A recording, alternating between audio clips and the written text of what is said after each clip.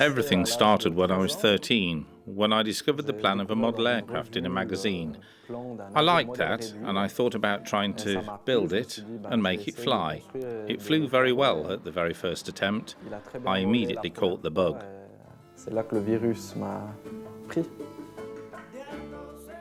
Reading specialist magazines and authors like Saint-Exupéry participated in making this aviation bug grow.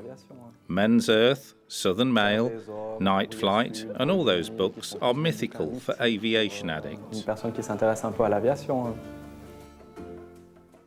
I started gliding as soon as I was old enough.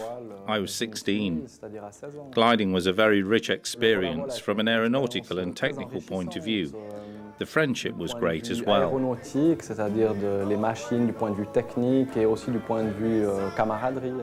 I was lucky enough to achieve a triangular 500-kilometre flight over the Swiss and French Alps. I did other 300 or 400-kilometre flights that were unforgettable experiences.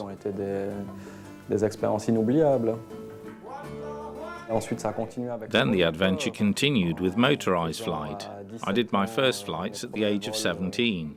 I caught the bug as soon as I started with model aircraft. I immediately knew at the age of 13 what I wanted to do.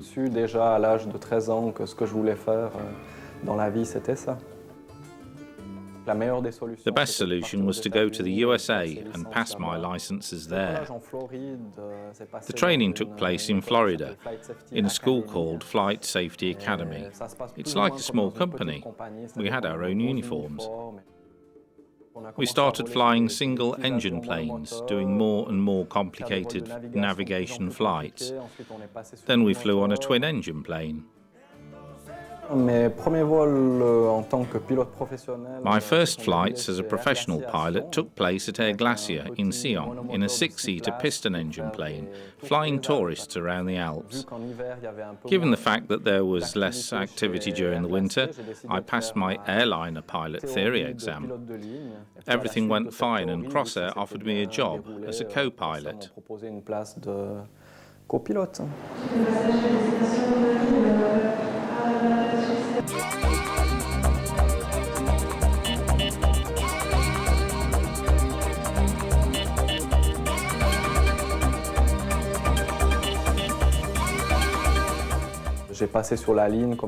I flew for a little bit less than 3 years as a co-pilot and was lucky to become a captain very quickly. My last exam was the day after my 26th birthday. It's difficult to explain. It's a mix of pleasure and pride, with some concerns at the same time. Yes, it's mixed feelings. Today's programme is relatively simple. It's 2 return flights to London City. Rafi is one of my best friends. We did all our careers in parallel. We flew model aircraft and glided together. We passed our Swiss licenses together. And now we work together in a cockpit as well.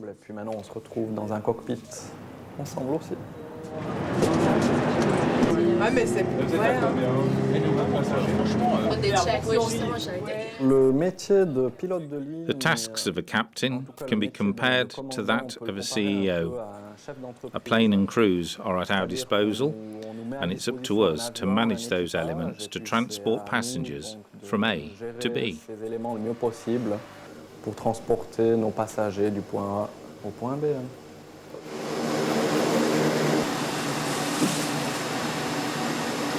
Right side. 460, number 1, received.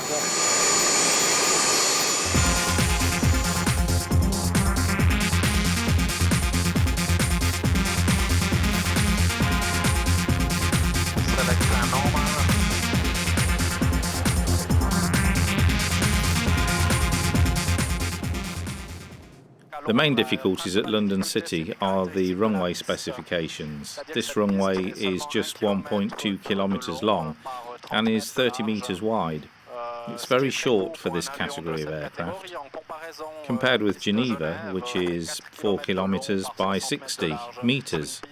The standard glide slope there is 3 degrees. It's 5.5 at London City. 100,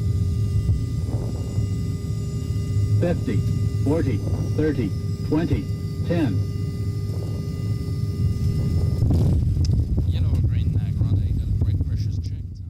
Here we are. Welcome to the carrier London. Sur le porte-avions Londres.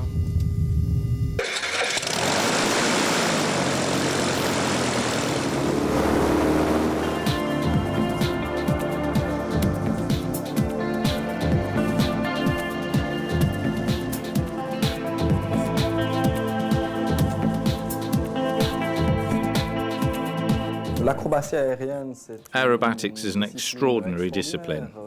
I like to control the plane at every moment, in every position and at all speeds.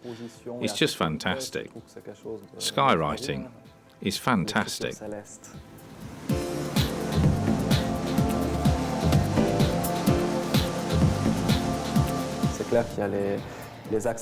There are accelerations, the horizon which spins all the time. The interest consists in getting almost perfect trajectories.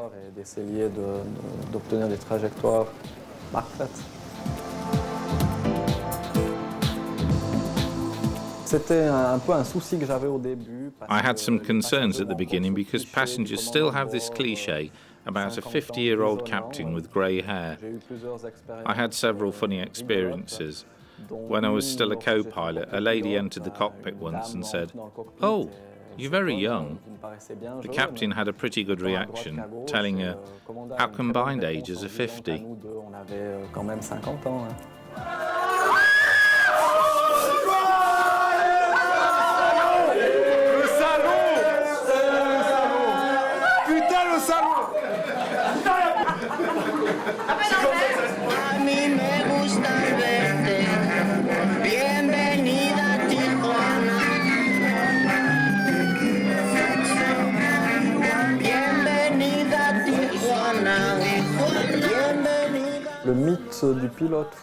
I didn't know that the screw-up pilot myth existed. I would rather say it's the pleasure of life outside the passion. A pilot's job has to be taken very seriously. There are many constraints, many responsibilities.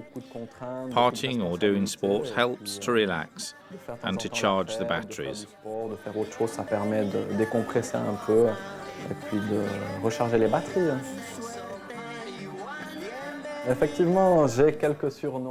Indeed, I have some nicknames from my gliding period. I don't know why. One of my nicknames is Jones. Flagada Jones.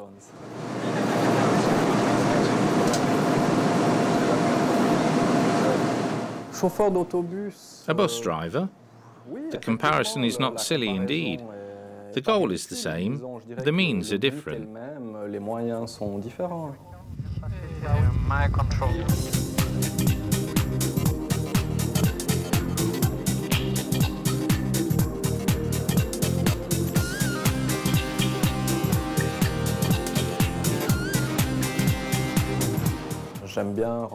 I like to come back to the valley when I'm off duty, to meet my family and friends.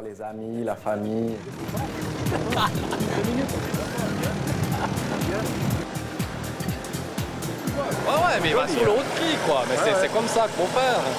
Fabuleux. Parce que maintenant, si on switch un truc, ça va bouger en fonction de ça aussi. D'accord. Avant d'être un métier, pour moi, c'est une passion. It's a passion before a job. It's fabulous to live from a passion. Few people are lucky enough to do that. People's ideas about this job are often different from what we really do. There are many clichés and the reality is completely different.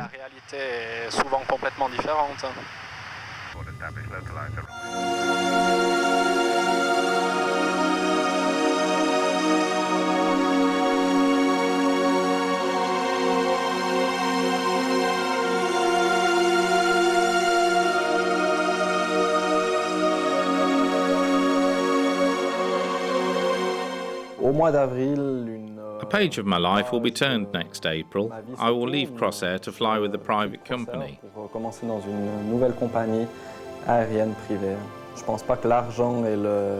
don't think that money is the first motivation. It's a normal evolution in my career. I was lucky enough to enter this company that have offered me long-haul flights and new experiences.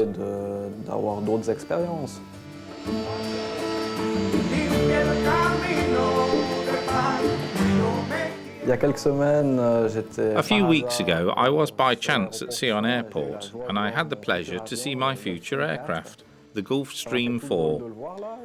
I felt bizarre when I saw it there. I hope to be able to land with it in Sion one day in the future.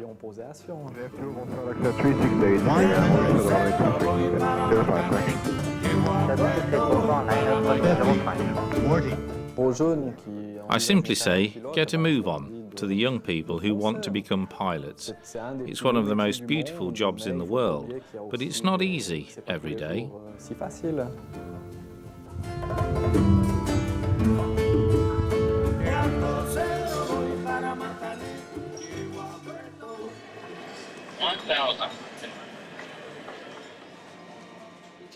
Too easy.